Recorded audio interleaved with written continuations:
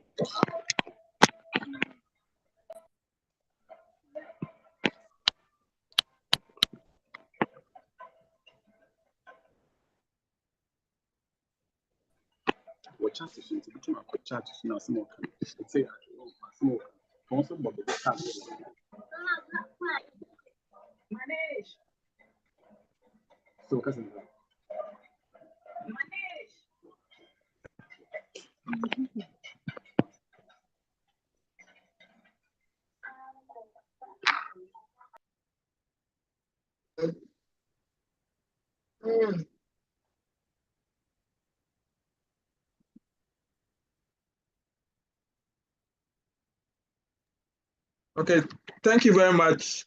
I think we are set now for our presentation, and we will advise that we put off our videos as well as our audio on all our devices, and let's ensure that we don't leave our devices with our children. Please, let's put off our videos.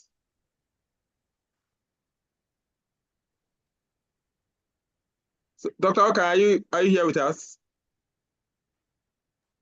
Yes, Dr. Kwashi, I am here.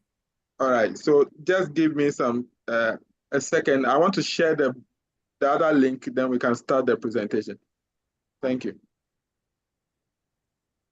Okay.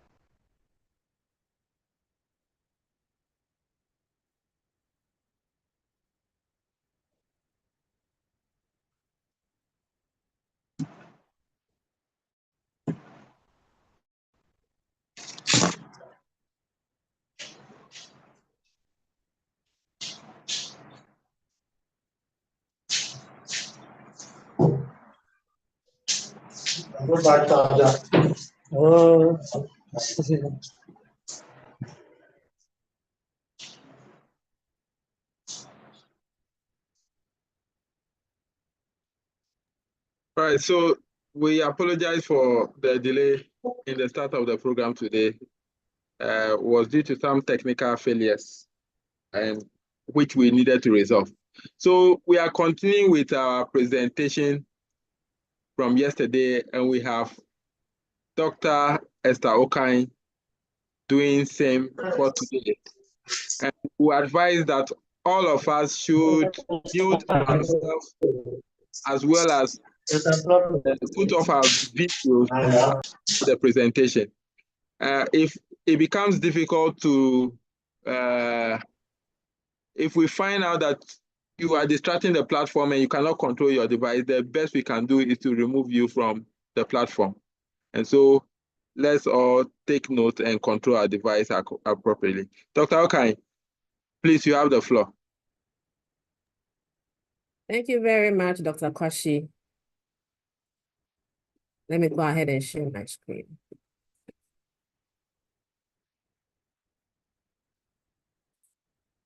Okay. A good evening to everyone. I believe we had a good day. Today, once again, we are continuing. I want to start by thanking the Gamls leadership for organizing this program and also for having to facilitate.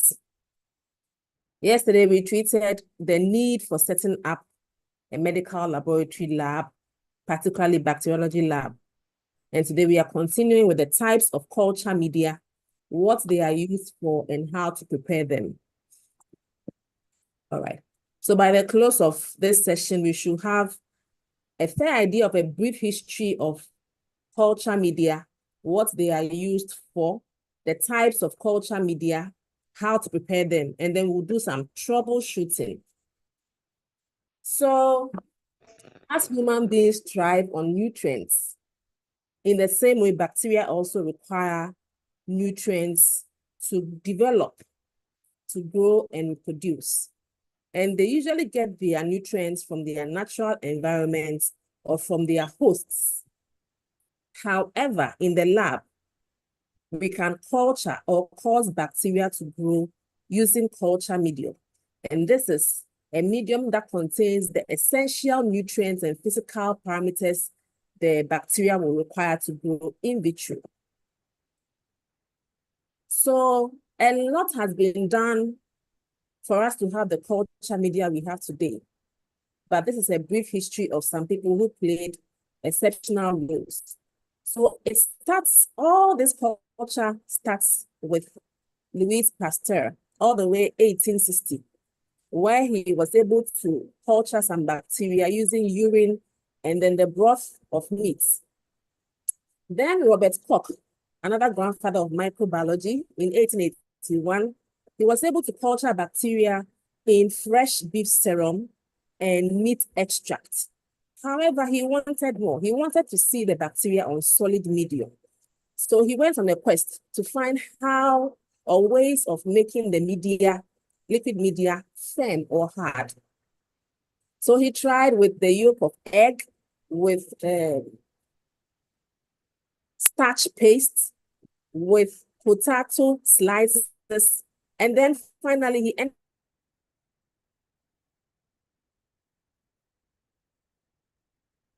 up with gelatin. All this didn't work. It had a color. Some bacteria had gelatinase that will break up or eat the gelatin.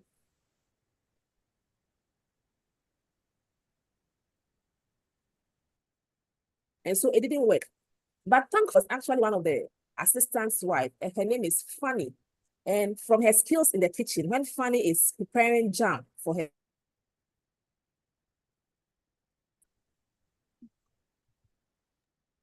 family, she uses or solidify. So she suggested this to Robert Koch, that why don't we go ahead and use agar to harden the media? And it passed,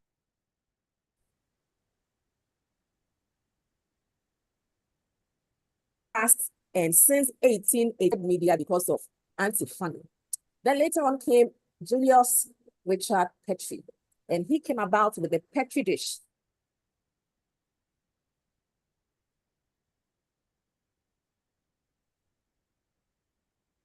So that they could have a culture, the bacteria.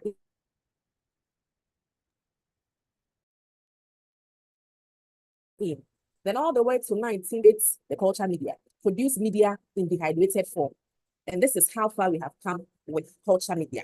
Now, I want us to look at Koch's postulates from our grandfather, Robert Koch. He said that when an organism is diseased and you take a sample from the organism, you should be able to recover whatever pathogen is causing the disease in the organism on a culture plate. And then when that bacteria is grown and you inoculate it into another pathogen, another organism, the organism should have the same signs and symptoms. And then from that secondary organism, we should be able to reculture or regrow the bacteria. This is the Koch's postulate. And this has been guiding us all these years. So what are the uses of culture media? Why do we have to learn about culture media, how they are prepared? So this man here is an amputee with a prosthetic leg here, as you can see. Where the leg fits on his amputated leg, there's a sore, there's a wound, which is infected. So he goes to see his doctor. The doctor takes a swab and wants to take it to the lab for us to find what is wrong. So the doctor says, I don't know what could be in there. Let me use a transport medium to preserve whatever can be in the swab. So he puts the sample in a transport medium. The sample is sent to the laboratory to you in your lab. And then you inoculate it on your culture plates, incubate, and come out to find this beautiful growth the following day. Now, how do you identify whatever has grown on the plate? You need culture media for identification. And then if you want to find the drugs that can help in treating them, you also need sensitivity plates. And after your work is done, if you want to store your isolates for further research, you need a storage media. So on this slide, we have established 4 uses of culture media. 1, to transport sample. 2, to confirm the presence of bacteria in a specimen. 3, to identify bacteria. 4, to perform AST, find the appropriate drugs for treatment. And then 5, to be able to store the pathogen for further studies. Secondly, you can use culture media for industrial purposes. So let's say so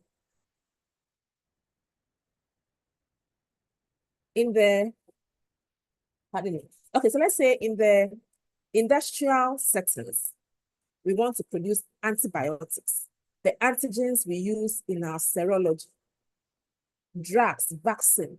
For us to do, we need to recover the bacteria in large quantities. And we can only do this with a liquid medium in an industrial setting. Yeah.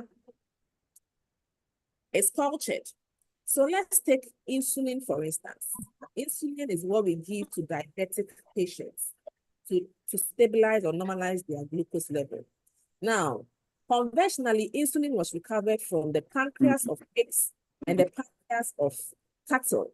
And so anytime you want to produce insulin, you have to kill lots of pigs and lots of cattle to get insulin. But then genetic engineering came.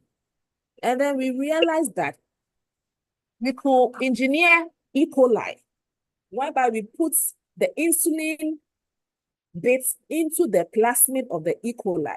And anytime that E. coli multiplies, it multiplies with the insulin. So if it multiplies 1,000 times, we have 1,000 insulin all in one bucket. And this was just novel, exceptional. And so you're able to recover the insulin from the bacteria and use for treatment. So all the insulin, majority of the insulin we use today is because we are culturing E. coli in a way to be able to get these drugs. Vaccines are produced in the same line, antibiotics. So this is another use of culture media for industrial, genetic, and pharmaceutical processes. And then in your lab, if you want to check the water quality of your lab, or maybe a herbalist has produced a drug and wants you to check the microbial quality, or you want to just find the contamination rates on fruits that we just wash to eat. You can take them, do serial dilutions, inoculate them onto your media, incubate them, and come and count the colonies. Then you compare your results to the standard. So if you get this result for water, you compare to Ghana Health Service or the government of Ghana's standard for water cleanness, and then you're able to give out a result. So we now know that we can use culture media to establish viable growth.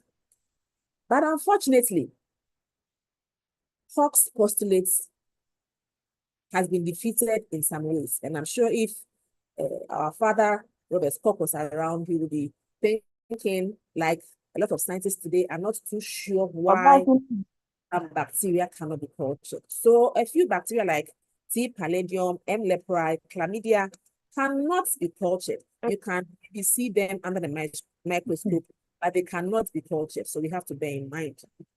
All right. So basic culture media formulation, they require nutrients, proteins, peptides. They need energy in the form of carbohydrates. They need essential minerals, calcium, magnesium, iron. They need a buffering agent, something that will check the pH. They need indicator, something that will show a color change. And then selective agents that will make the media selective. You understand as we go on. And then a gelling agent. So it's optional.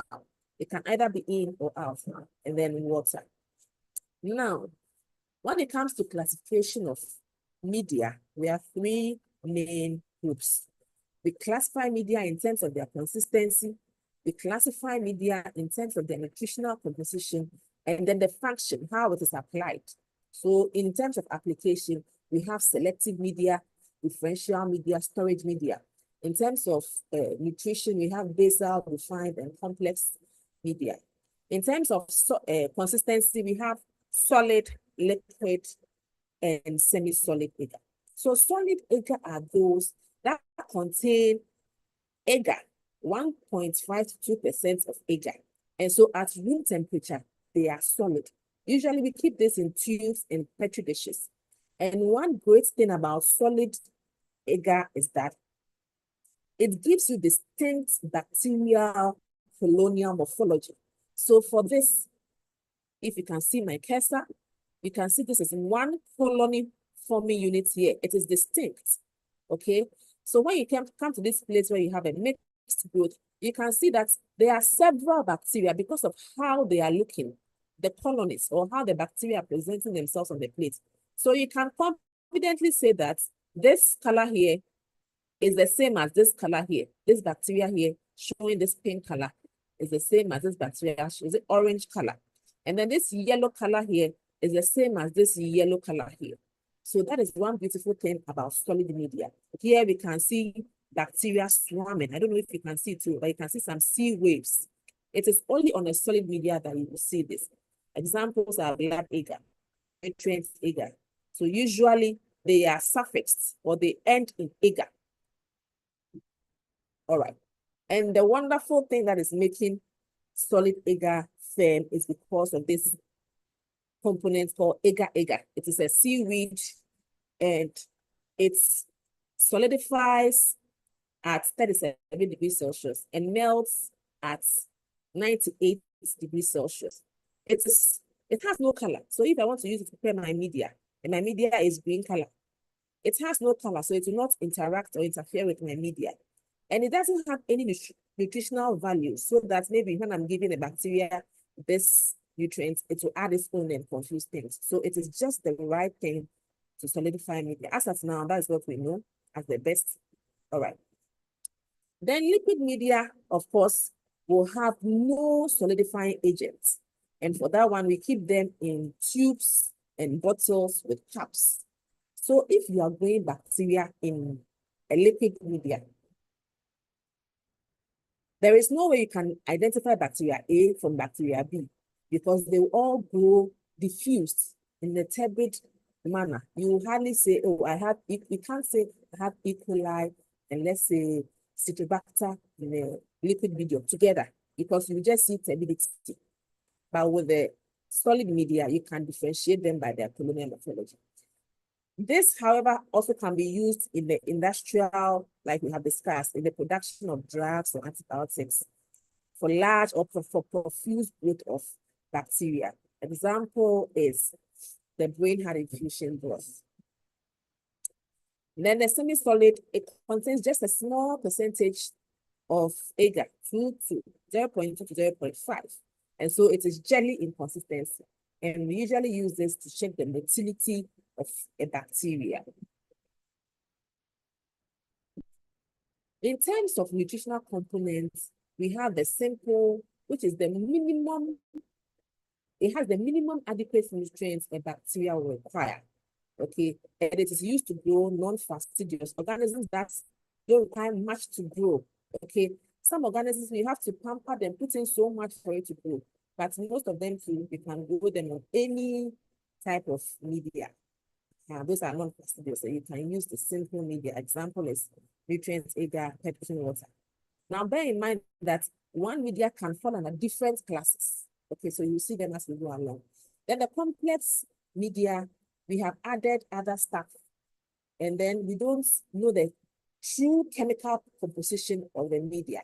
Example is yeast extract, milk, agar, soy, broth. Now, for defined agar, every chemical component is known, and it is usually used for metabolic requirement studies. Example is Zapec DOX media. Now, this is the interesting part where the media is identified by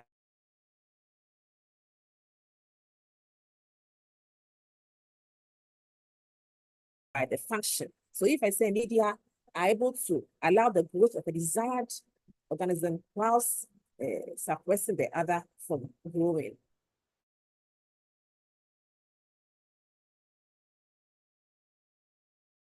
Let's say you visit me for a week, and I know you don't eat, maybe you are just SPD positive, and so you don't have to eat bobe beans or wache. But if I don't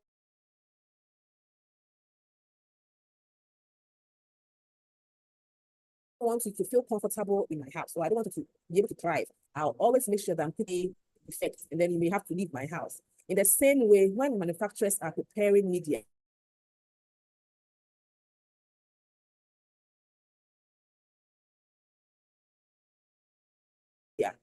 they know this bacteria does not mean I will add that chemical. It could be antibiotics, it could be dyes, it could be even the pH. I could change the pH so that I will restrict some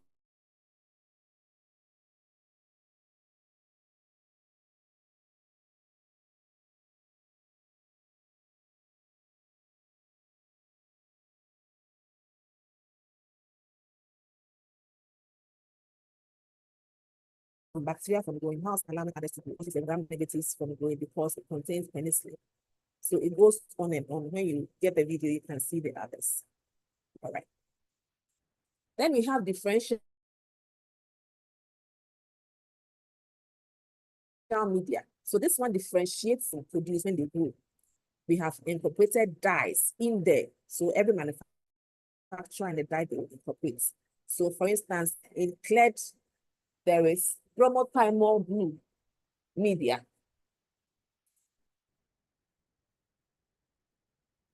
There is bromothymol blue media in cleared. I am told my voice is breaking. Okay, I think I'll have to reposition myself. Is it better now? So it's quite better. Okay, thank you. So for examples of differential media, we have cleared, which has bromothymol blue. A manufacturer can produce cleared and puts methyl red or phenol red in there. Okay, so you should know that there are different media with difference. So this is example of differential media. You can see this is cleared. Lactose fermenters that are looking yellow. So if you don't even know anything and you come and you have plated something in the lab, you see this, you see that this bacteria is definitely different from this bacteria.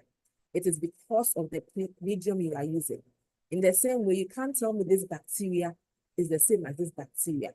It's because of the color change. So differential media, like the name states, differentiates bacteria based on the color. In some way, we can say blood agar is differential because blood agar is able to differentiate alpha hemolysis from beta hemolysis from gamma hemolysis. I think people who are working on the bench will appreciate this more. But like Solomon said yesterday, we are always available. Myself, I have a team. Anytime you need us to refresh you in microbiology, you can get in touch and we will do justice to that. So this is a form of differential media. Now we have enriched media. Some organisms are fastidious. Neisseria gonorrhea. You need to pamper it. If you are taking a sample in your lab, you take for gonorrhea, you take the sample and immediately go and inoculate your plates because you don't want it to stay for long. That is why if someone is coming for gonorrhea, you tell the patient to come to the lab. You don't tell the patient to take the sample at home and transport it to the lab. It will die before it gets to the lab. So for such fastidious organisms, you need an enriched medium. They are like dadaba. You have to put egg and blood, enrich the medium for them to be able to grow. All right. And then transport media.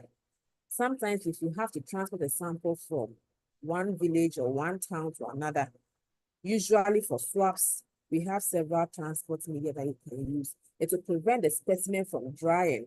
It will prevent overgrowth of commensals in that area. And it will also maintain the pathogen that you are looking for. Then the storage media, when you want to keep samples for isolates for a very long time, we have skim milk, cooked chalk media you can use for your storage. And we keep this for educational or clinical processes. Aerobic and anaerobic, like the name says, we use aerobic media for bacteria that will grow in the presence of ambient air.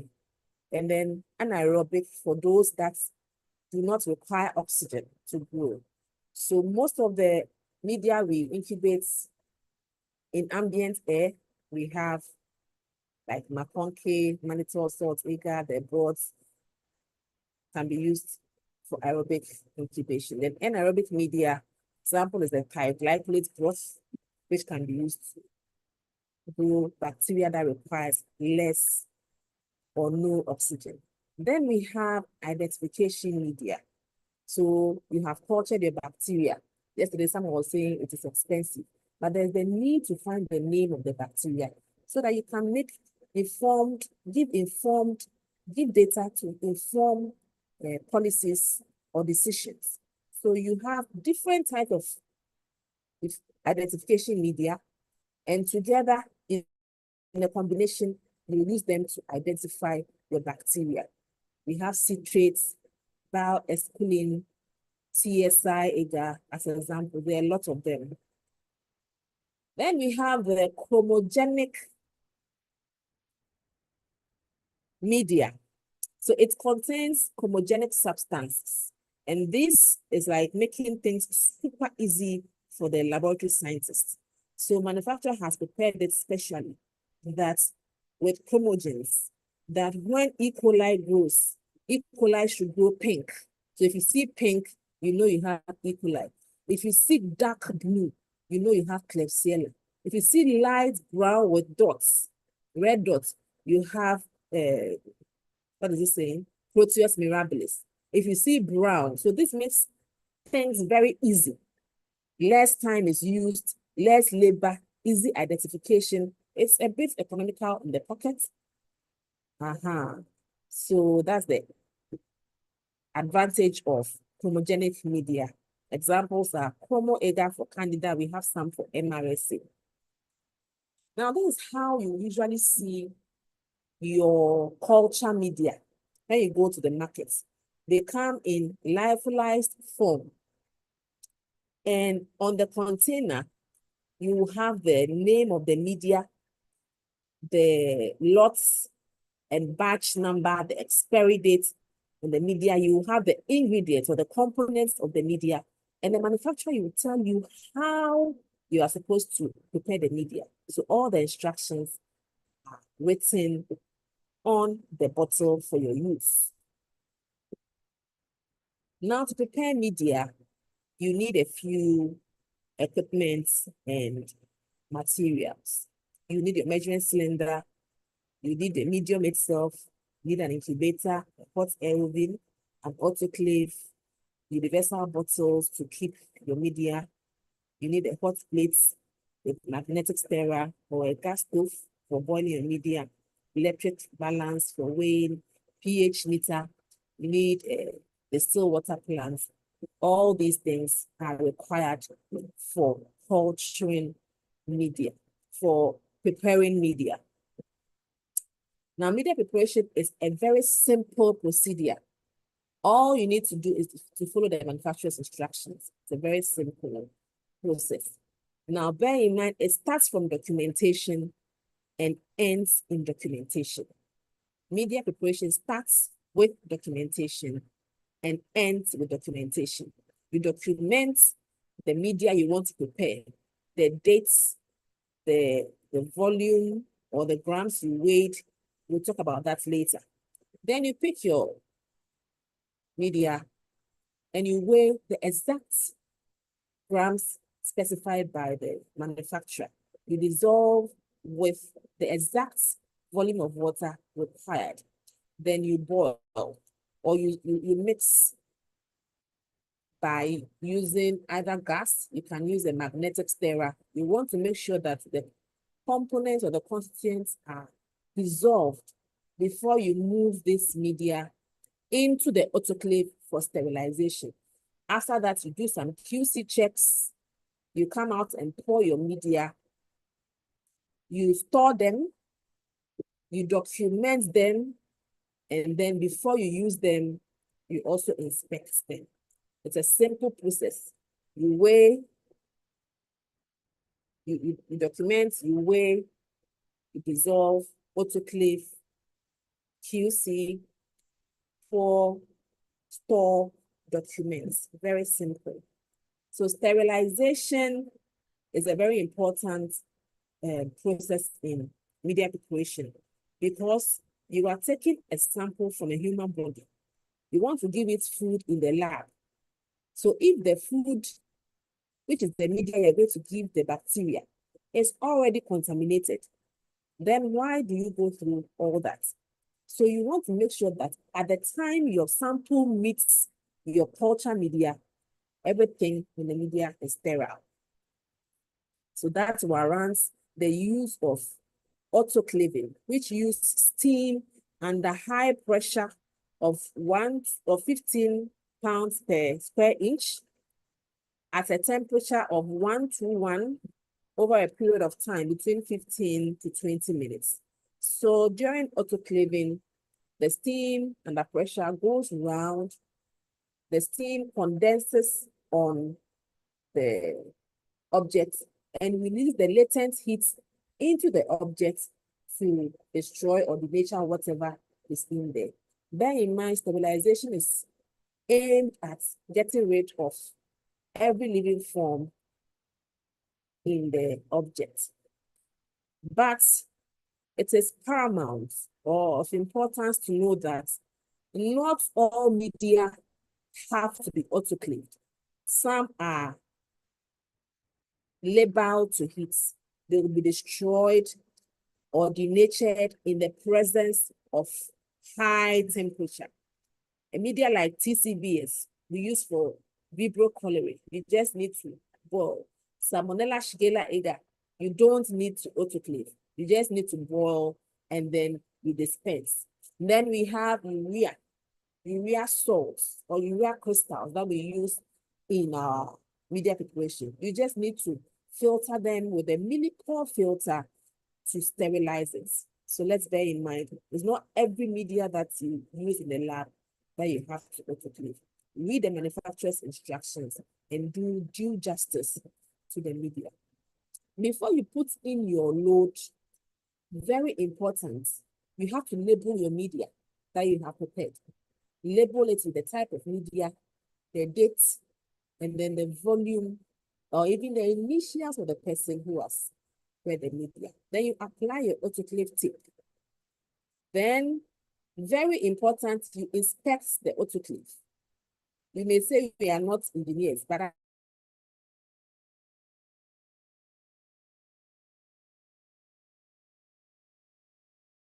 at least visual inspection will let you know if there are things are missing, if the temperature gauge looks off. So do a prior inspection of this, and then arrange your items in a manner that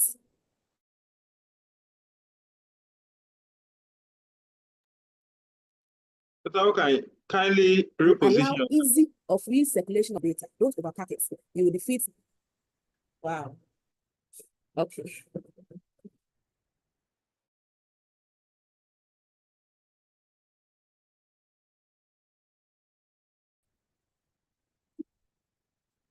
All right, we pray this position helps. Okay. Dr. Kwashe, kindly.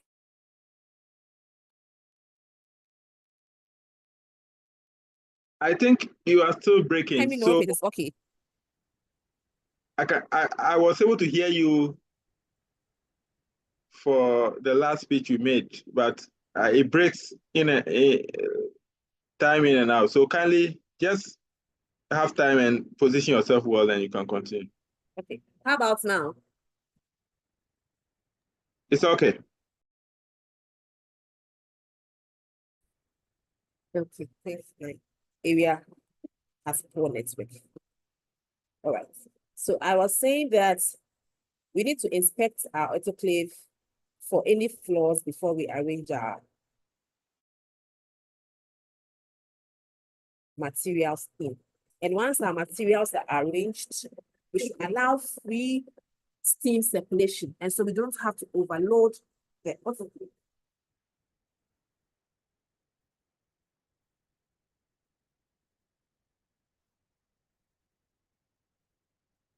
After autoclaving, we have to validate the process of sterilization.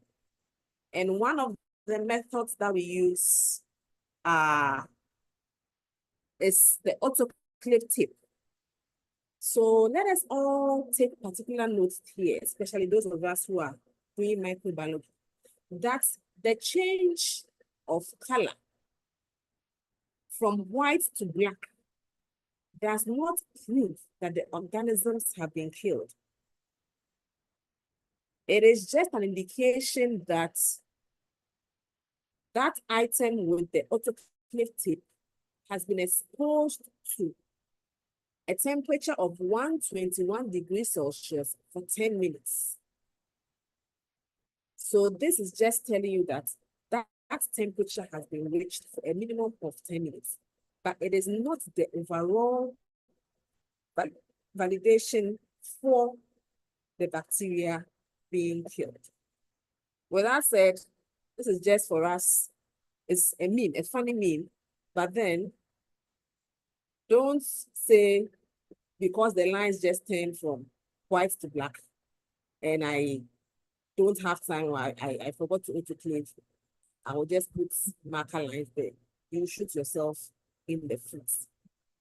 The best way to autoclave, to check stability, is to use the spores of the bacteria called Bacillus stereothermophilus.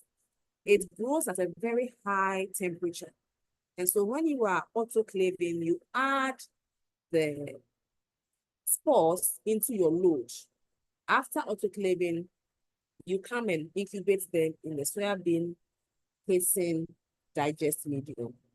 For 7 days, you examine for presence of bacterial growth in the way of turbidity. So if there's nothing like that, your media can confidently be said to have passed. But if it doesn't pass, then you know stability was not achieved.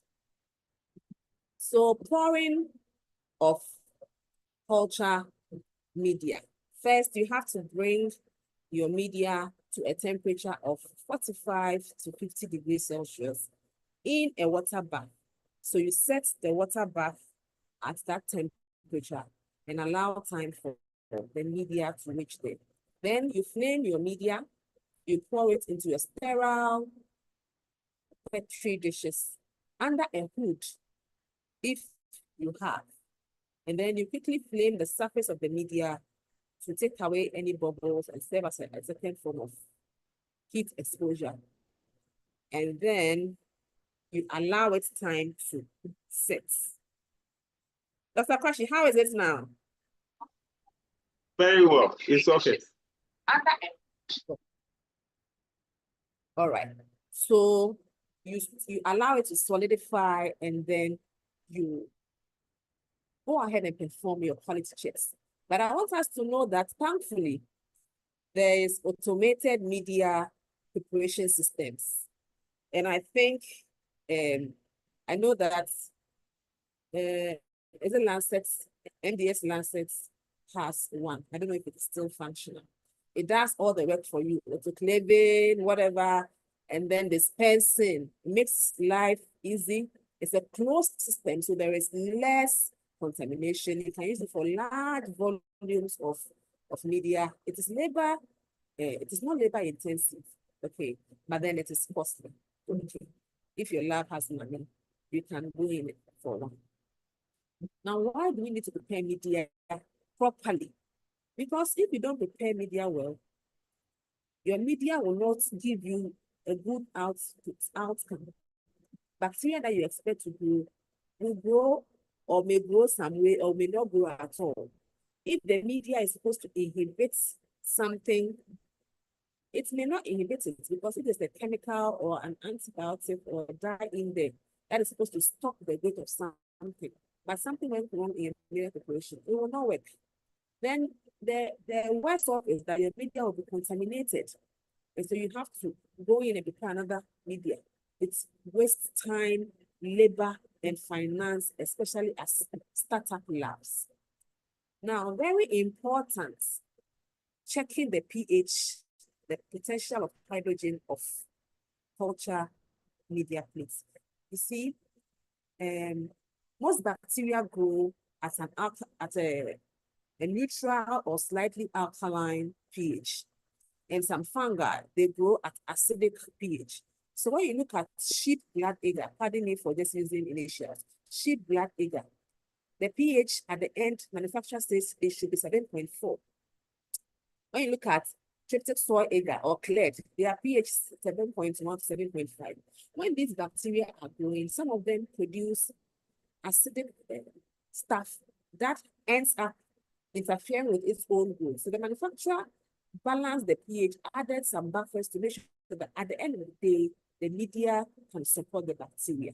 And so it is very important for you to check the pH of your media when you finish.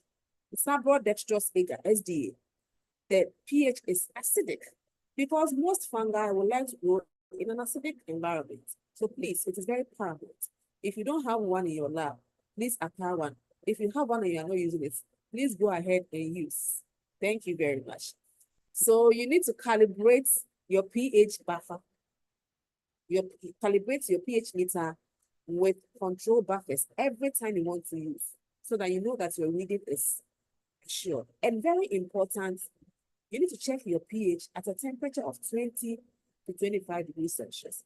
That is why when you go to most advanced labs, you have your humidity checks, you have your temperature checks. So if you prepare a batch of media, and everything goes off, then you go and check the temperature. And you'll be like, okay, the temperature affected the pH reading, and that is why the media is coming out this way. So please, let us not think whatever we do in the lab is, everything has a reason in the laboratory. So if you have incorrect pH results, it affects your outputs, and we'll talk about some of them during the troubleshooting. Now, quality control of culture media.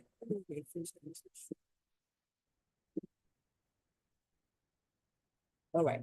So we have sterility check, where a few plates you have prepared or a few tubes you have prepared. You incubate some at room temperature. You incubate some between 35 to 37 degrees Celsius overnight. That's when you have prepared it freshly. And then you come the following day and you're looking for evidence of growth in the form of turbidity in the broth or bacterial growth contamination on solid media. Anytime you get this on what you have prepared, you discard the whole batch. That is what standards say. You discard the whole batch, document and troubleshoot. Now, growth promotion test is done anytime you acquire a new, or you open a new medium, you take a new bottle, okay? Sterility is done for every time you prepare the media.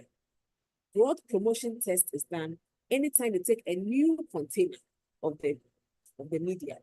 So let's say your clay is finished, you go into your store, so you bring out a new clay. What you do is growth promotion test.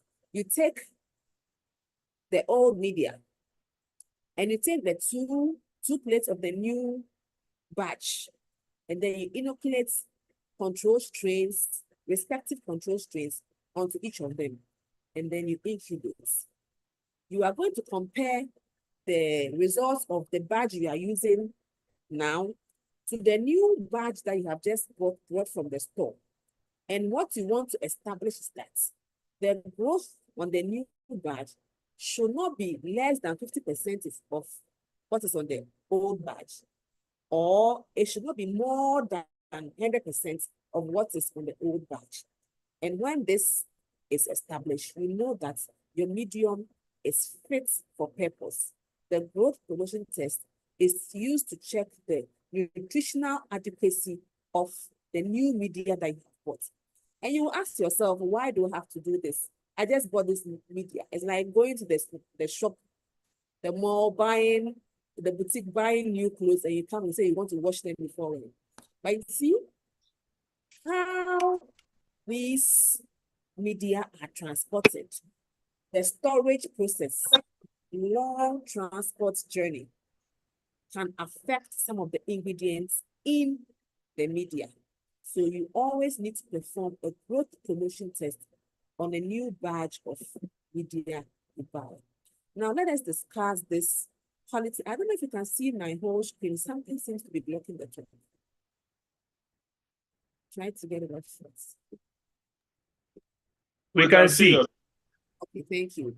So this is a Star Medical Laboratory, the bacteriology units. This is the quality charts or log for culture media. Please, if you don't have one of this in your lab, if you prepare media, kindly get this. Okay. So you have the dates, you put in the dates you are preparing the media, the name of the media you're preparing, the batch number and the expiry date of the media. Okay, the volume you are preparing or the gram you weighed for that particular media as you were measuring it. Then your sterility check. Did it pass or fail? You put it in here. Your pH, the value, you put it in here. Did it pass or fail? Then the number of plates you poured, you put it in here. Then you do your QC tests, the stability, and or the growth performance tests. If they pass, you put it here. If you have any comments,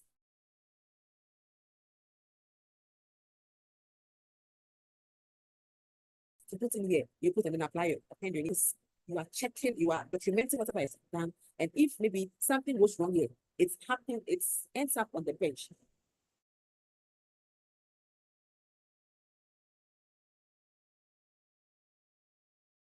You're able to trace and see, okay, this day, this media, and this should be constantly reviewed by the supervisor of the department. Now, how do you store your media? Ideally, you should seal them up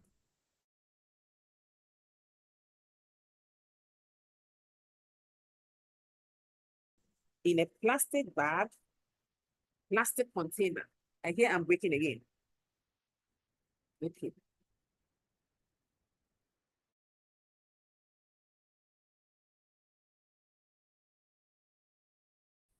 You should put them in a plastic. This will prevent loss of moisture. Please, you do not freeze your media, with the exception of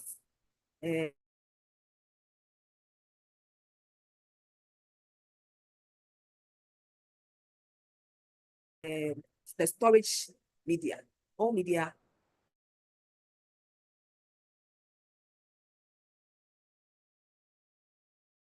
most of them are kept at least those in the tubes, in the slants, or the broth. You can keep them at 12 to have this very cold. You can keep them on the bench in a cool, dry place away from the sun. It's very important because the sunlight can degrade some of the components or antibiotics in the media. do not store more than a shelf life, usually 6 to 8 weeks. But some media can be stored, have a shelf life of preparation for as long as 6 months. Then, before you use every media, irrespective that it has passed the QAs, the QCs, always inspect the media before you use. You are looking for contamination, for hemolysis, the media is dried. You don't use those media, just discard if it has any effects on it. Now, for the media in the bottle itself, the original stock, the lyophilized form, you always keep it in a cool, dry place, away from direct sunlight. Your lab may be very small, so where you have put your media, when the autoclave is releasing the steam, it is ending up direct on the bottle. No, it is wrong. It should be in a cool, dry place, away from sunlight and heat. When you open your media and you observe the color has changed, you are not supposed to use it. When you open your media and it has solidified into a hard cake, it means it has absorbed some moisture that is sitting there. And once the moisture was in the media sitting there, some components might have changed. You don't have to use it. Once it has expired, you don't have to use the media. That is why you need to really plan and know your test count before you go in and request for a media or buy a media. Usually in the hospitals, if you request for media or consumables, and then our heads realize that we did not use all the media or the consumables, next time when you're going for it, you have to justify. It becomes difficult for them. So let's really plan as a lab when we are preparing stuff. All right.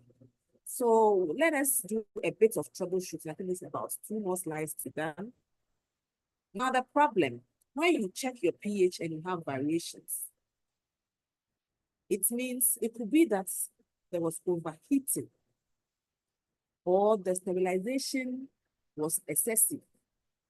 I once, sometimes in my lab, when we have problem with autoclave, the cycle will not complete. You would think, okay, let me just add another cycle. Some of these things, they end up affecting some of the ingredients in the media. So the pH can vary. If you don't mix your media well, you melt it often. Some of our labs, we keep, after preparing everything, we keep it in the fridge. So when you are ready to use it, we go and take the media and then melt it, because at 95 it will melt. We melt it. All these things affect the ingredients. And then if you don't read your pH correctly, if you don't do your controls, if you don't read at the correct temperature, you can have variations in pH. And once the pH is off, you are not supposed to use the media. Okay. Sometimes you prepare a media and it is very dark. You're preparing TSR. You know how bright it should be, bright pink or orange it should be. And it's looking like, you know, it's not looking like TSR. It could be overheating or excessive or prolonged storage. Yes, sometimes a prolonged storage, like I'm saying, you can keep the media in the hot air oven. You have prepared it, sterilized it, you are not ready to pour it. You keep it in the hot air oven for 2-3 days. It can affect the color. The same thing can make the media refuse to gel. It becomes very soft. Okay, so in that case, sometimes when you were mixing it at the initial stage of media preparation, you didn't mix it well. So I have experienced it several times in my lab. We didn't mix it well, and then after autoclaving, there was a thick plug of the media at the bottom.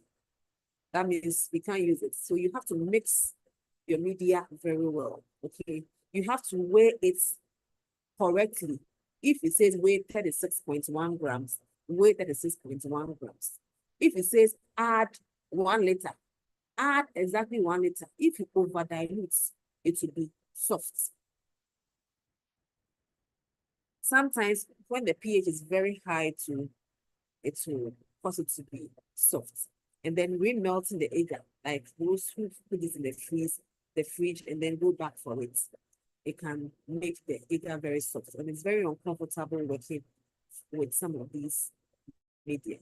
Now, your media you should see lactose fermenters. But then you have seen it some way. The colonial morphology is atypical, or whatever it's supposed to recover is not recovering like the rates you want it to do. Usually it's to be from inadequate mixing or heat. Excessive heat can cause the media not to support the bacterial growth very well. Sometimes when you're preparing the media, and then those of us who use the stove to boil it, the media will burn around the container, the pan, before we pour it. It can cause this atypical growth, or when the pH drifts. And then when there's stability or contamination in the media, you know sterilization had failed. Yeah, and maybe it's passed, but when you were storing it, you didn't store it properly, and so there's been contamination of the media. Okay, so let's talk about safety. When it comes to media preparation, so much is at stake. The autoclave can explode. The autoclave can give burns, injury, the same as electric plates or the gas stove. We can inhale spores of the media. Some of the media, when you open it, you start coughing, it starts choking you. So you have to put on nose mask. You have to put on gloves when you are going, utility gloves, not our normal gloves, the utility gloves when you're using the autoclave. And then the explosion, you have to be careful. It should be an out of bounds for unauthorized people place. You should wear goggles because there could be splashes into your eye. The autoclave, it can give electrical shock. Okay, it draws a lot of power to function. So you can get electrical shock when you're using the autoclave. Don't go there with wet hands. And then it is not for unauthorized people. Unauthorized people are not allowed in the media preparation room. Because we use water, there could be spillage, and then you can end up slipping and falling. Take note of that. And then there could be broken glass injury there as well. And then sometimes we use acids and corrosive reagents when we are preparing our media. And so we have to take note of all these safety issues and then address them properly. This is the door of an autoclave, if you can see. This is the door of an autoclave. And then here, you see, the other bit is broken. Look at how heavy that door is. And the explosion was able to break a piece of this door. So this part is not complete. This is the rest, and scatter the things. This is what an exploded autoclave has done. It scattered everything. Everything came out. So autoclave, we have become used to it, but we should have in the back of our minds that it could pose a very dangerous risk. There could be injury, the explosion. So it should be an out of bound area. When it is in operation, let us monitor it and then keep all the safety protocols. I close by saying culture media still lies at the core of most microbiological testing, even in the advent of rapid and advanced microbiological methods. And so as a lab scientist, you have to know your stuff. I always tell my students that you can get the banana seller or the orange seller across the street, bring the person to the lab, say, and over a period of time, they will understand it. They will know that when I add this to this, I will get this. But you as a scientist who has spent time in classroom, spent time under seasoned lecturers, should be able to speak the science to whatever you are doing. Thank you very much. Chairman, over to you. Thank you very much once again for the presentation. So I'll start with some few questions, and then we can. So you mentioned that as part of the protocol for media preparation, you need to do some quality control. Do you just have to select an organism of your choice, or you need to rely on organisms from organizations that you already know the organism verified. All right. Dr. Pashi, so thank you for your question. We need to use ATCC control strains. ATCC control strains. And it is said that it should not be after 5 generations. So if you pick, let's say, a loop full of one ATCC control strain, reserve culture, reserve culture, reserve culture, reserve culture, after the 5th generation, you have to go in back to the stock and use. So some of our labs, we have gone for the strains from one lab and we will be using it for years.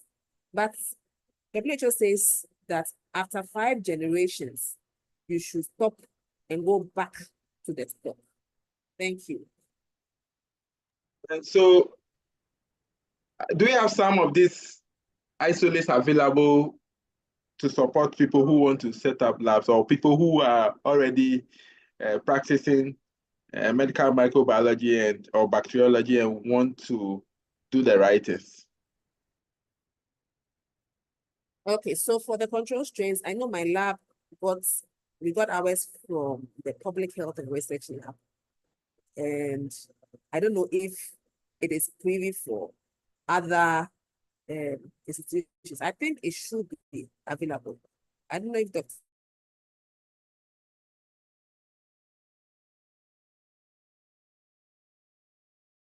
Watson is on feed to answer to that or any, but we get ours from Public Health Research Lab. I think you can get it from any Public Health Research Lab in your origin. Thank you. All right, so Dr. Edujesi. Yes, sir. Dr. Pashi, was I? Yes, I think you have answered to my satisfaction. Doc, I kindly hand over to you. Oh, okay. So, thank you.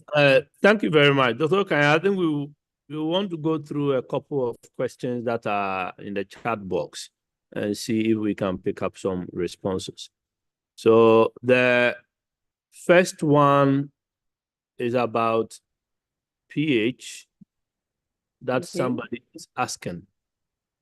So just a moment, I will pick it up right now.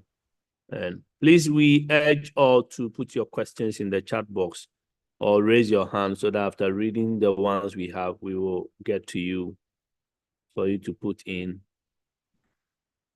It's a lot. So I'm just trying to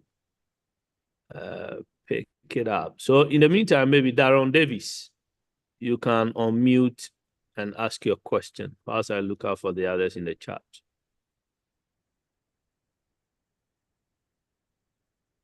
Daron Davis Achu Agbo, kindly unmute and ask your question.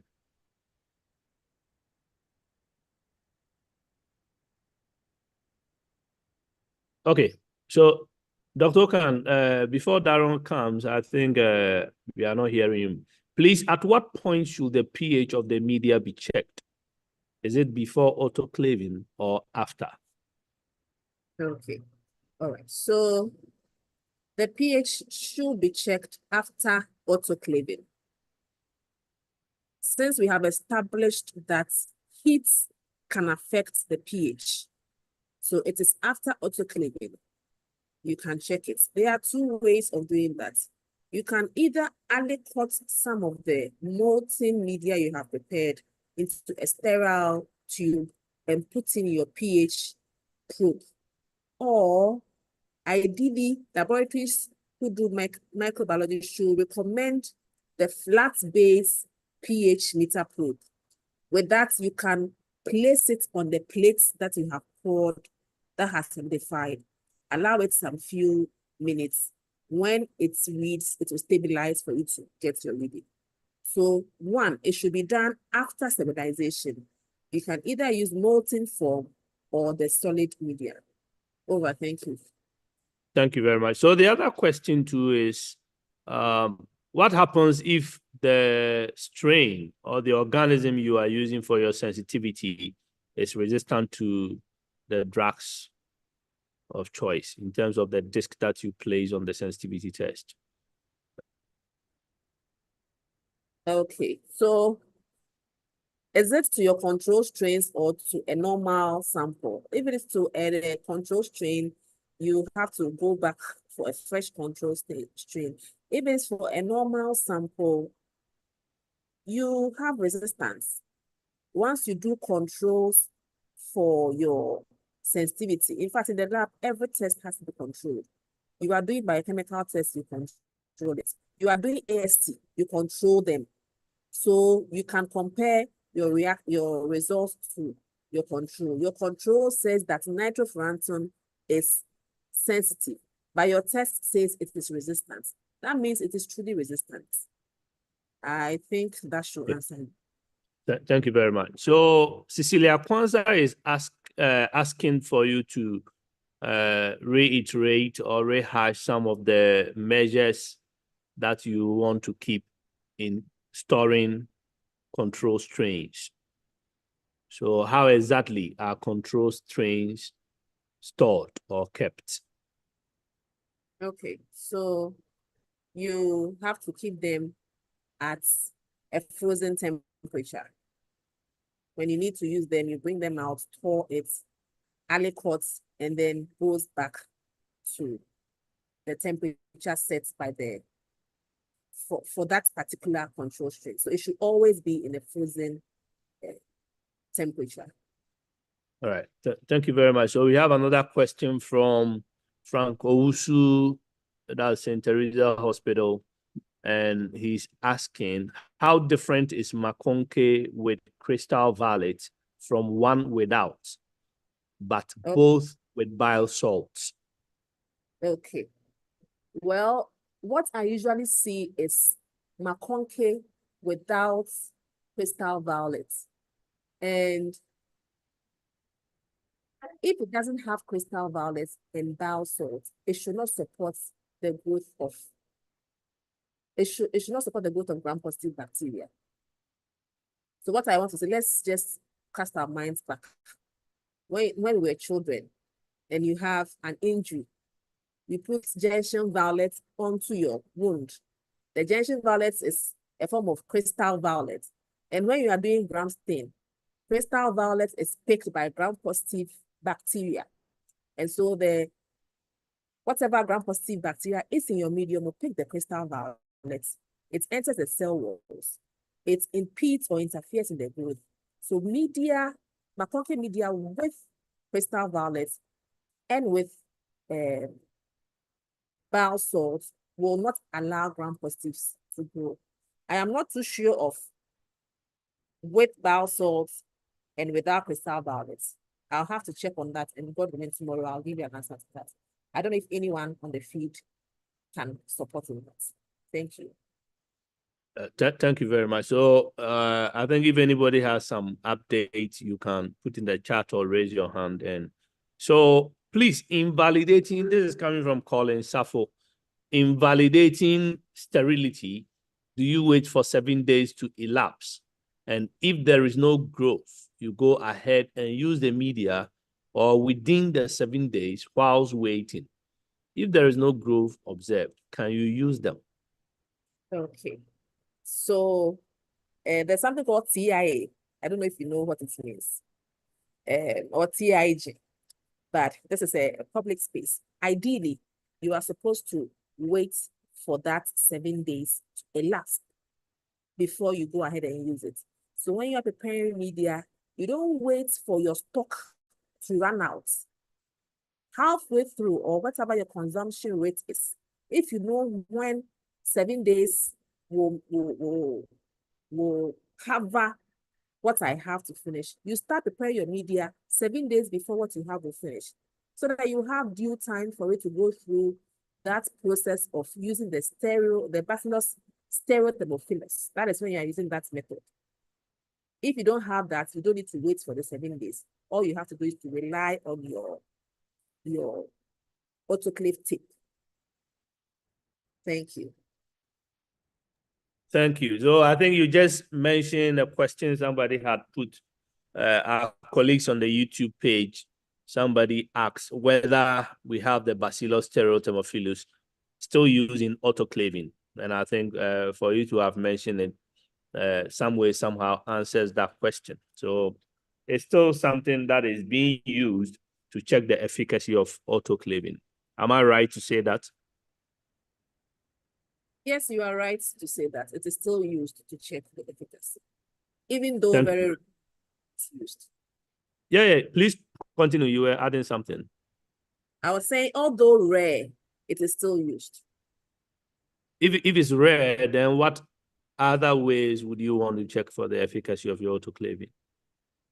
So you rely on your autoclave tip, and Okay. then you juxtapose it with looking for sterility, your sterility check. Okay. All right.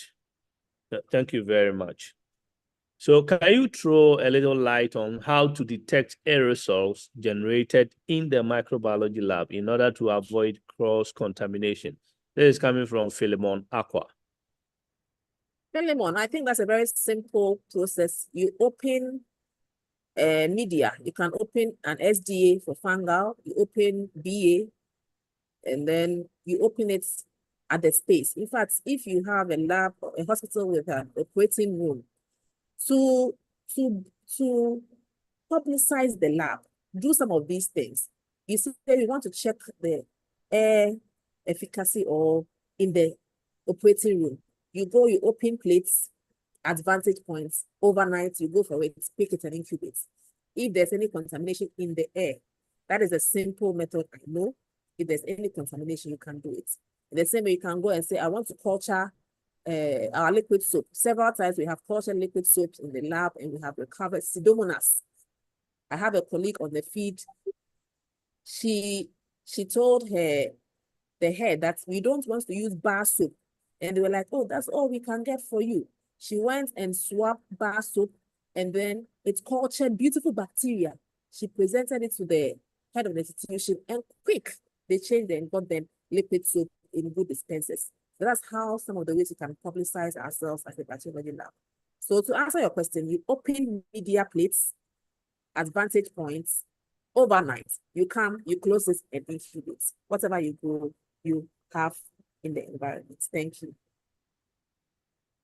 Thank you very much. So Asana Mahama is asking for your advice on how pH can be adjusted after autoclaving. Okay. So for media that has already commercially prepared media, it will be difficult to adjust it. If you prepare the media by yourself in the lab, which I know most people don't do, you can add buffers, because since you prepared it, you can go back and add buffers to the media. If it is too acidic, you add a buffer to bring it down. If it's too alkaline, you add buffers to check the pH to get it what you want. But for an already prepared media, commercially prepared media, I think you have to check your process for getting that wrong pH rather than wanting to adjust the pH. But we have acid solutions and basic solutions you can use. But we do not know the outcome of these solutions when you add them to someone's media. All right, thank you. All right, so maybe the last one, then I get to our colleagues with their hands raised. And that one is coming from Salifu Emmanuel, also on the YouTube page. And he's asking the question of what is the role of glycerol on the storage of strains and how can you prepare them? Okay, so my dear, glycerol is a softening, it's a humectant. A humectant, it absorbs moisture, so it prevents drying of the isolates. As to how to prepare them, my dear, I think I'm quite old now to keep all those things in my head, but there are protocols, there are SOPs on how to prepare these. If you want to get them, we can confidently get them for you to prepare. Thank you very much. I think it will be easier acquired on the market, sterile ones, than to worry yourself with preparation. So that is something one may also want to look at. Thank you very much. Darren, I don't know if you still have challenge you still have a challenge in unmuting yourself. If not, Abbas Inusa, you can also try. Your hands are up and ask your question.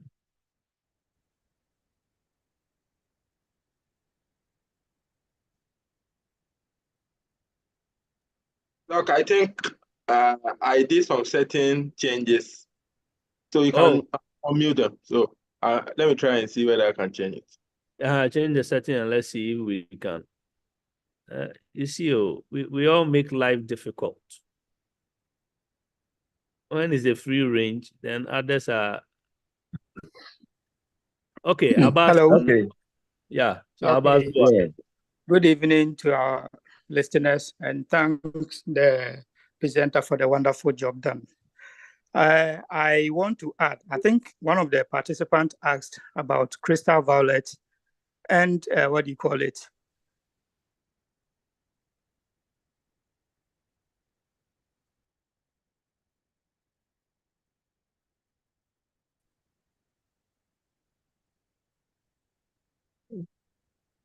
Abbas, I think the link. So Daron, please come in whilst we see if Abbas could be restored. Violet from Makonki allows gram-positive to grow even in the presence of the bile salt, though we know that it is an inhibitor of what do you call it, gram-positive organisms. And also to add to what Emmanuel Salifu also asked on the glycerol aspect.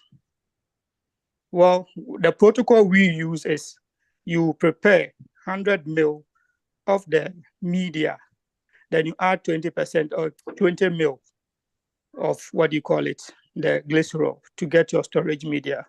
But as rightly said by PRO, you can also get it on the market. Thank you very much.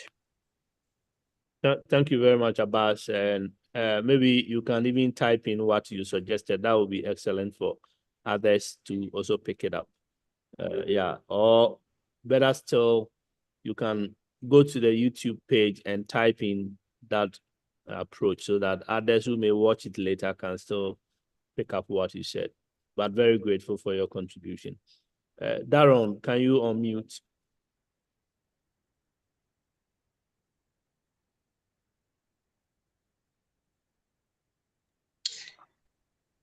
Yeah, hello. Yes, sir. Go ahead. Yes. So thanks for the presentation. I think one of the colleagues asked a question which I wasn't clearer, but it has to do with checking sterility in the lab. I wanted to find out, Dr. Okan, what's your take on the use of UV light in microbiological lab? So that's my first question. Then my second question. So from yesterday's presentation, we realized that appreciably not a lot of labs in the country is doing culture. But then for today's presentation, you touched on biosafety. I wanted to find out what are the biosecurity measures that needs to be implemented in the event where we have more of our regional and district hospital labs performing microbiology, specifically on culture, in relation to storage and keeping of isolates. Thank you. All right, thank you, sir. Daryl, thank you.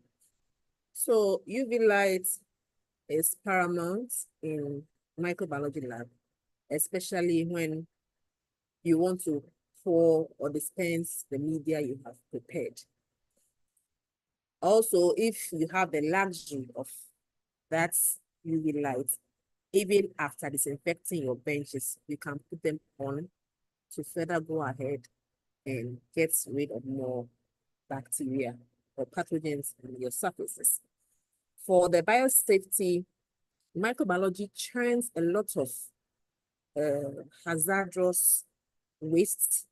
And yesterday we were saying how we could do something small in our way. Autoclaves are very expensive. And anytime microbiology wastes are going out, we should autoclave them before they are discarded. But not all labs have the luxury of having two autoclaves. So I was suggesting that you could have a pool where you put your waste liquid in Vercon or in bleach just to decontaminate it before we discard them.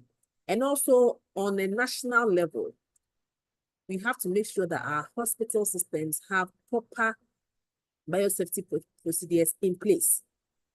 In our liquid waste, how they are treated before they are expelled into the community, even in the solid waste, how they are picked up from the hospitals or the labs. You see them flying through town. All these should have a policy governing them. So I think the lab can do something in its own small way. We should churn and get the national and even regional levels to be involved in getting policies that can be implemented to help protect it.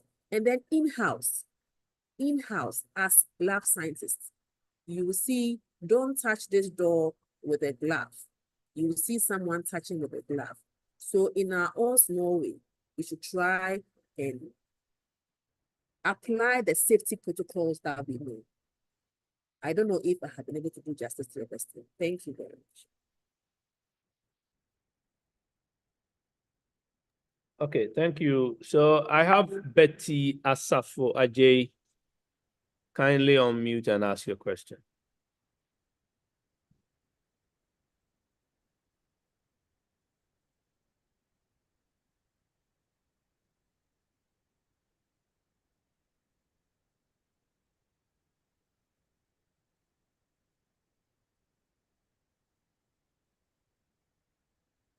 Betty. Okay. Please, good All right. evening. I wasn't able to unmute us first. Auntie Okay, Esther, thank you for that comprehensive lecture. Thank you all, Gamls, for organizing this. Please, my question is very simple. Auntie Esther has actually encouraged a lot of us to do the pH check-in. And I want to ask if it's done before autoclaving or after autoclaving. That's it, please. Thank you very much. Thank you, Betty, for your question. I think you are the second to ask this. And we have established that pH checking is done after autoclaving. Since we have established that overheating, over-sterilization can affect the pH. So you always want to check your pH when you are done with autoclaving. Thank you. Okay, thank you very much. So I think a lot of appreciation for the great presentation coming from Dr. Esther Okine. And I think if I should wrap it up all, one Thompson is saying, please, Dr. Esther, you are too much. So that's fine. I just want to everything is just summarized in that particular statement. But the second question coming from Daron Davids is on biosecurity. And if you may want to touch on that. You know, he asked two questions. One was on biosecurity. So biosecurity measures in the microbiology lab with respect to isolate storage. If you can talk through it. I think I get your question now. Okay, so bacteria isolates is now, I don't know whether to say liquid gold or whatever. I think anytime you have a system of storing your isolates, there should be documentation on that system. When isolates are being picked by whichever institution, whichever individuals outside, it should be documented.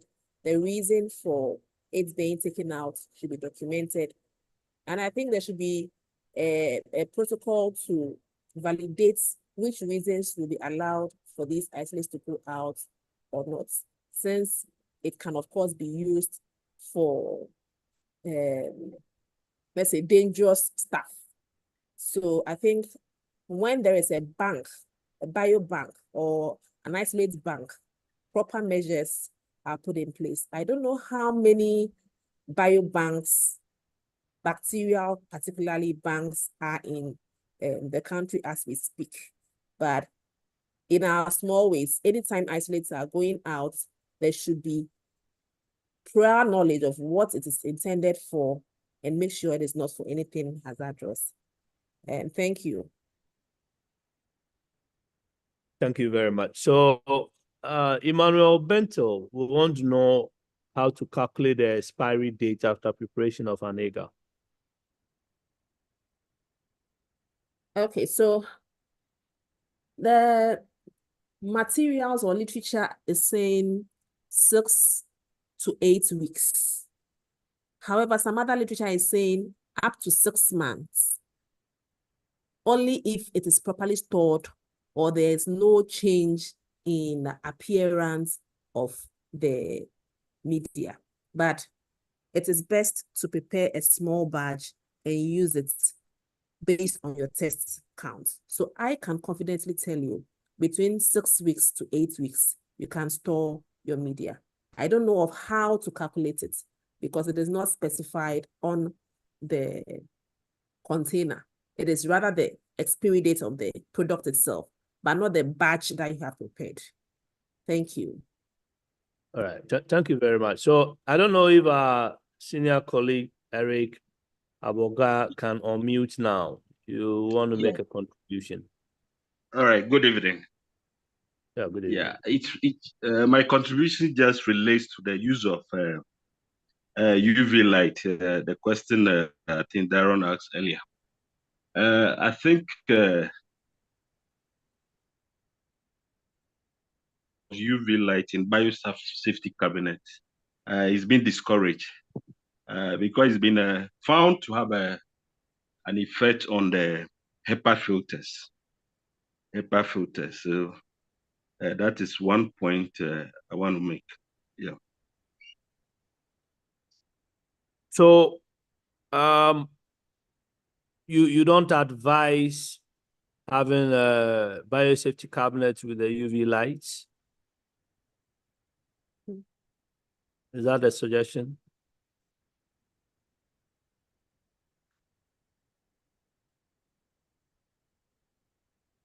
Hello?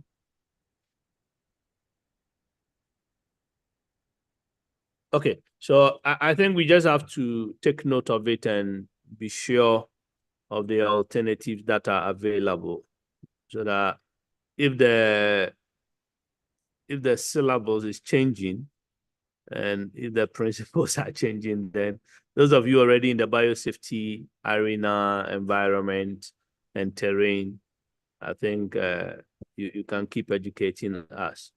For some of these reasons, it will be good as a profession. We have all this expertise to put some guidelines in place so that we can launch and publicize them, so that they kind of become the standard that we all want to use. So, Dr. Esther Okai, I think you are well endowed to lead some of these processes, to leave legacies behind in terms of guidelines where the profession, I believe, can adopt and publicize for use in other places and even across Ghana. So, Eric, I think it's something you can also think about and keep advising and updating us on the biosafety processes and measures available. But it's important we all get to know whether using the UV lights in our biosafety cabinets are appropriate or not, or what are the alternatives. So that still is available for you to come and clarify. All right. So, Dr. Kwashi, GS, are you around? I think there are no more questions. Okay, Alan Tremartin and Michael Tete. So, Alan Tremartin, can you unmute from your end? I know for sure it's not the flag bearer. No.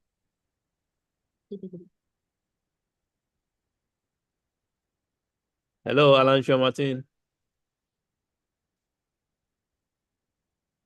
If not, Michael Tete, please ask your question. That possibly may be the last question.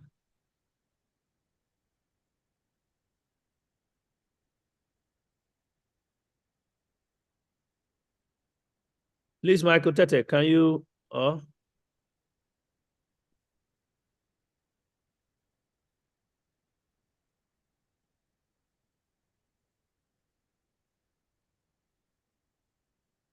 right. It looks like it's becoming difficult for people to hear out. So, GS, are you available? Yes, so I think you can take over and close the session. We seem not to have further questions, both on Zoom as well as YouTube page. I'm here, please. I had network challenges, but I'm here now. Michael Tete. Yes, you can ask a question or possibly put in the chat box. Okay. Go ahead and mine talk is not. once you are on. Yeah. Okay, thank you. So mine Right. is not a question to contribute to the biosecurity bit that somebody asked about, which the presenter dealt with.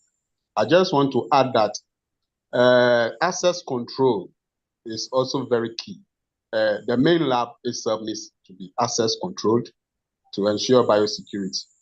But where the biobank is have to be double access controlled, it should be strictly out of bounds to unauthorized persons.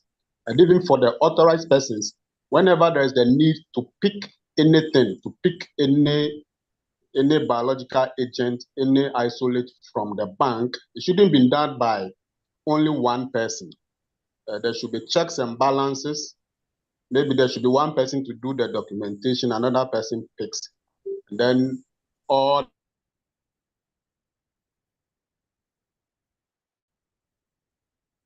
the other things that the presenter said.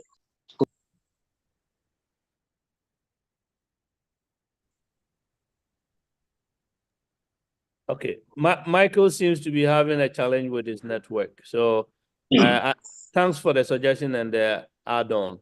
But I'm picking up something Dr. Daniel Seno.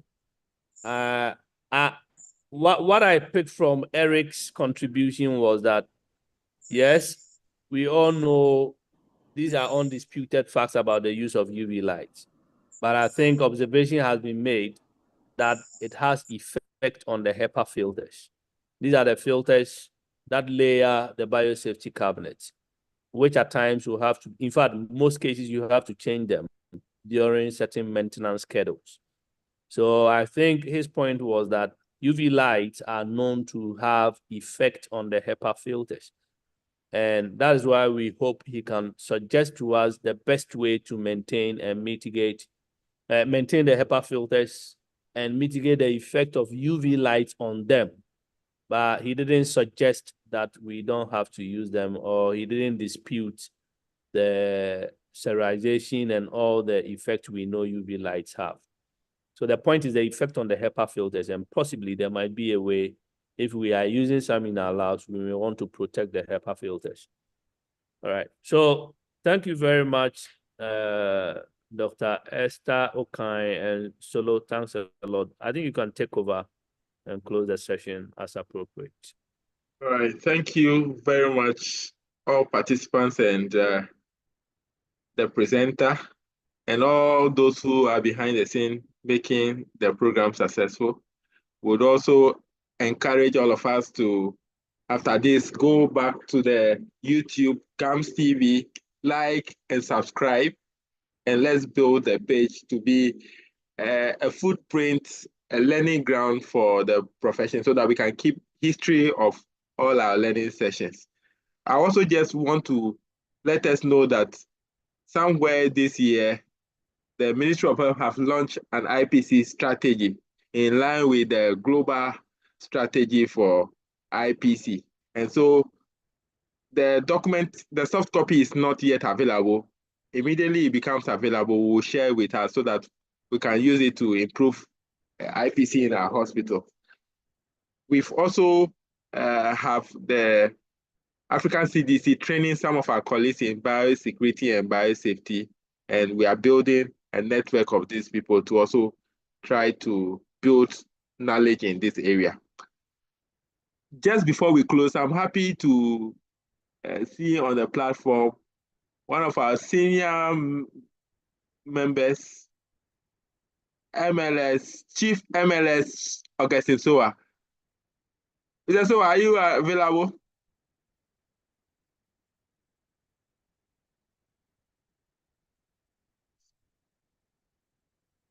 Yes, I think MLS Soa, can you unmute?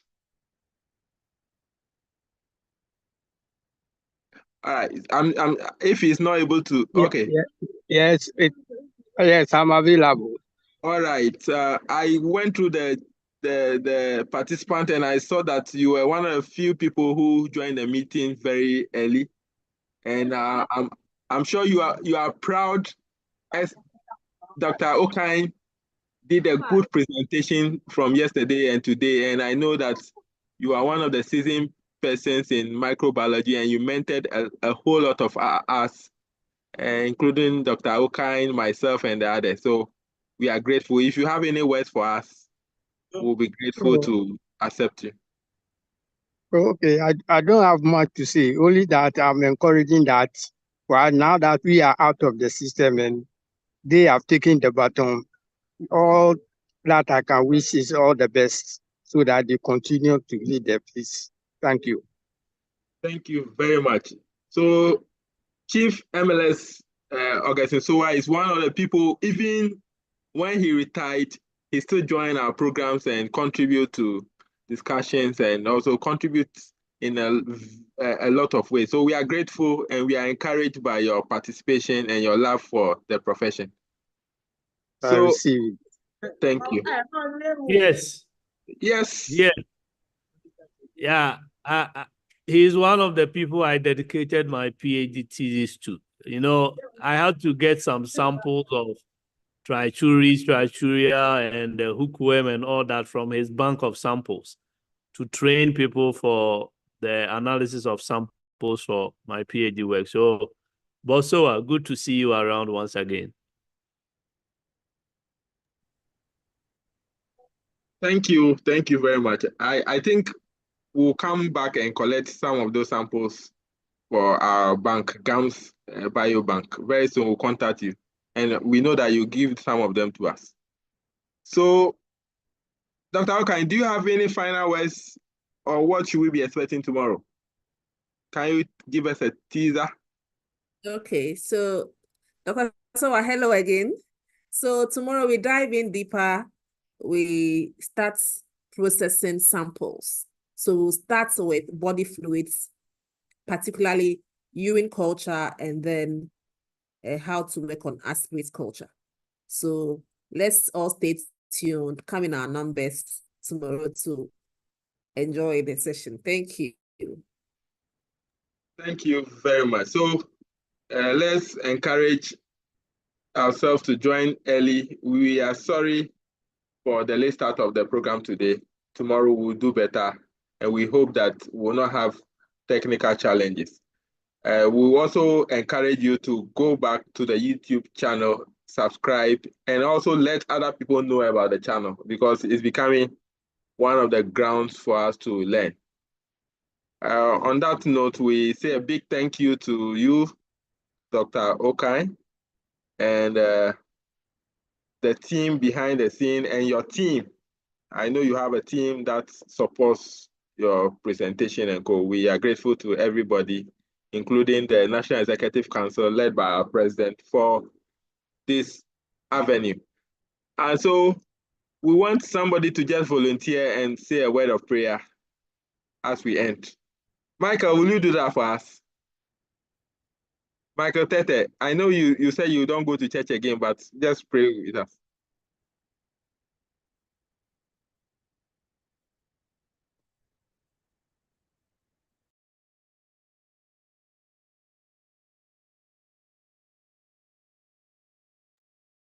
All right, so on that note, we say good evening and see you tomorrow at 5 p.m. Thank you.